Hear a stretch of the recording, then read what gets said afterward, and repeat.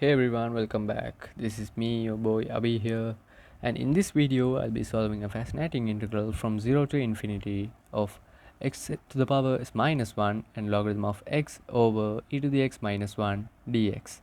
And this integral is not just a standard one, it connects to several advanced concepts like Laplace transform, the Euler's gamma constant, and even Riemann zeta functions. And also it converges for real part of s is greater than 1 and plays a key role in analytic number theory and mathematical analysis. So without any further ado, let's break it down step by step and uncover the deep structure behind it. So the first step we are going to do here is just multiply by e to the power minus x over denominator and the numerator. So the integral here becomes 0 to infinite x to the power is minus 1 logarithm of x and e to the power negative x over 1 minus e to the power negative x. So don't forget the dx also. So here it becomes the mod of e to the minus x is gonna less than 1. So we can use the formula which is 0 to infinite x to the power is minus 1 and logarithm of x times the series n from 1 to infinite e to the power negative xn dx. Okay, cool. So we can now take the series part outside of the integrals. So it becomes n from 1 to infinite and integral from 0 to infinite x to the power is minus 1 logarithm of x times e to the power negative xn dx. Well, now we can actually see a Laplace transform here, which is in terms of n. So we can write this as n from 1 to infinite. Let's put a bracket here. So this is just the Laplace transform of x to the power s minus 1 logarithm of x, and it's in terms of n, of course. Yeah. The next step, well, now we have to find the Laplace transform of x to the power s minus 1 and logarithm of x in terms of n as well. So before we are trying to solve this, we should know that the Laplace transform of t to the power n for any function f of t in terms of s, what we're going to have? Well, this is equals to minus 1 to the power n and the derivative with respect to s, and it's also the nth derivative, where we have the Laplace transform of f of t. So by using this, we can clearly see that f of t is just the natural log of x, and we have the n here which is equals to xs minus 1, I mean to the power raised to x, which is s minus 1.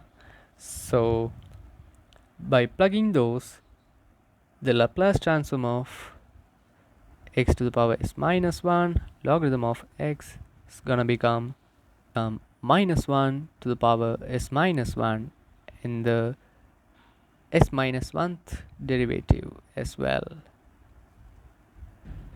and the Laplace transform of logarithm of x.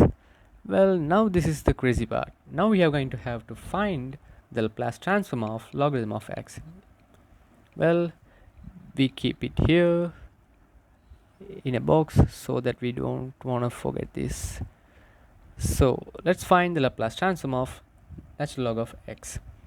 Let's move on to page number 2. Yep,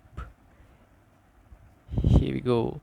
So the Laplace transform of natural log of x is gonna become 0 to infinite e to the power minus, well, we can now use the alpha x times natural log of x dx. By substituting alpha x equals to tends to x, we're gonna get alpha dx is gonna become the dx. So the integral just gonna become at the end as 0 to infinite e to the minus x and natural log of x over alpha dx minus 0 to infinite e to the minus x and natural log of alpha over alpha dx. Well, now we have a well-known result, which is this is equals to 1 over alpha, and the integral is just gonna become minus gamma, which is a well-known result for that integral, which is Euler's constant as well. And also now we have the second part of the integral, we can have minus natural log of alpha as well. Well, we can even take the common minus as an outside, so it's gonna become the Laplace transform of natural log of x is just minus 1 over alpha gamma plus natural log of alpha as well. So now all we have to do is just substitute that in that above box that we have. So the Laplace transform of x to the power s minus 1 natural log of x is just minus 1 to the power s minus 1, and the s minus 1th power, which is dn s minus 1. Terribly sorry about that, I have written something else in here. It has to be dn it's minus 1. Okay, now it's cool. So this minus 1th, and the Laplace transform here we got is minus 1 over alpha and Euler's constant plus natural log of alpha as well. Well, we can actually take the minus sign outside and we can simplify further as minus 1 to the power s d over dn to the s minus 1 derivative over 1 over alpha gamma plus natural log of alpha as well. So here we go, we found the Laplace transform of x to the power s minus 1 and natural log of x, which we have here, which is equals to, and this part here, right, minus 1 to the power s d over dn is minus 1th derivative of 1 over alpha gamma plus natural log of alpha. So the integral we had here is just gonna give this part as the answer.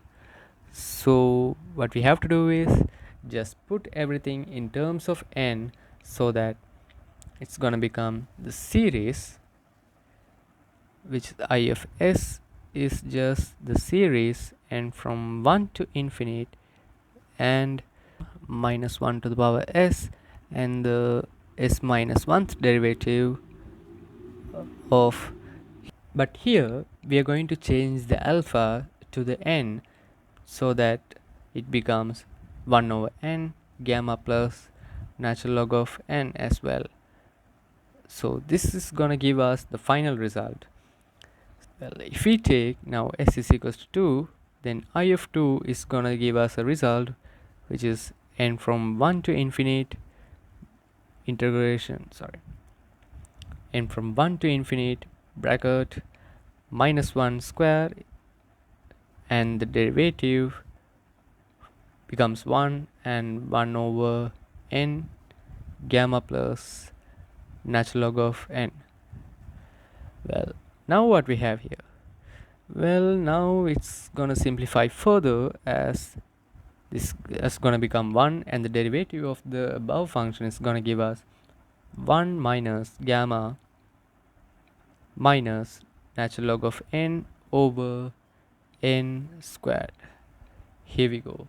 Now we have to just do a little further simplification, so it's just going to turn out to be, we can take the 1 minus gamma outside, so 1 minus gamma, the series from 1 to infinite 1 over n square minus the series n from 1 to infinite natural log of n over n square. This is just a beautiful result what we are going to have right now, which is 1 minus gamma, and this is going to give us the zeta of 2, and this series is going to converge to zeta prime of 2. Well, how interesting. Well, for I equals to 2, the integral we're going to get is, terribly sorry about that,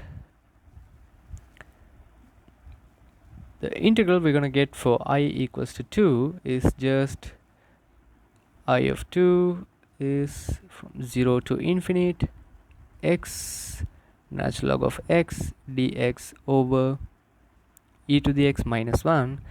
This is going to give us an answer which is 1 minus gamma zeta of 2 plus zeta prime of 2, which is a gorgeous looking answer what we have right now. If you plug in 3, you're going to get the result which is 0 to infinite x square natural log of x e to the x minus 1 dx. The results you're going to get is zeta of 3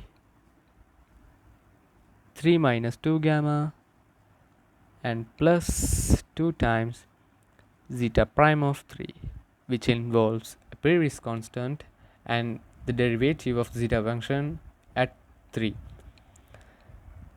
And that's wrap up our evaluation of this integral. And also we've seen how tools like Laplace transform and Euler's gamma constant and special functions like Riemann zeta functions come together in a beautiful interconnected result. It's a great example of how deep and elegant mathematical analysis can be. And of course, thanks for watching. Feel free to share your thoughts or questions in the comments and stay tuned for more math explorations. Till then, bye bye from Abhi.